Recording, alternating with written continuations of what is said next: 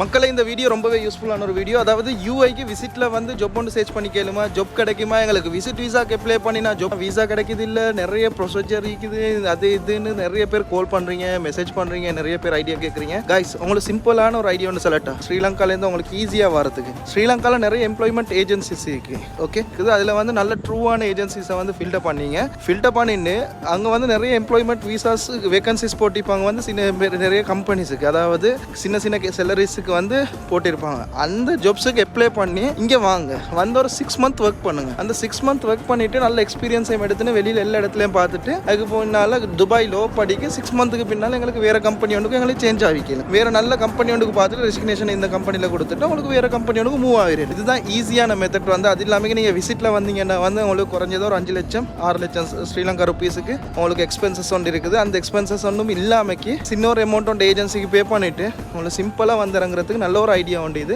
So யூஐக்கு விசிட்டில் வந்து job search பண்ணி கஷ்டப்படாமக்கி சிம்பிளாக சின்ன சேலரி ஒன்றுக்கு சரி வந்து இங்கே நல்ல எக்ஸ்பீரியன்ஸையும் எடுத்துட்டு இதுக்கு பின்னால் நல்ல ஒரு கம்பெனி ஒன்றுக்கு போகிறது வந்து பெஸ்ட் சாய்ஸாக இருக்கும். வந்து ஏன்னா வந்து ஸ்ரீலங்காக்கெல்லாம் வந்து இப்போ விசிட் விசா கிடைக்கிறது ரொம்பவே குறவு. பிஸ்னஸ் கேட்டகரிஸுக்கு மட்டும்தான் கிடைக்குது. மற்ற விசிட் விசாஸ்கள் வந்து கூடுதலாக கிடைக்கிறது. அதுவும் சாஜா விசாஸ் அதுகள் மட்டும்தான் கிடைக்குது. அது இந்த நாளில் வந்து ப்ரொசஸ் ஆகிறது வந்து கூடுதலாக எரர் காட்டுறன்ற ஒரு பிரச்சனை ஒன்று போயிட்டு நிற்குது.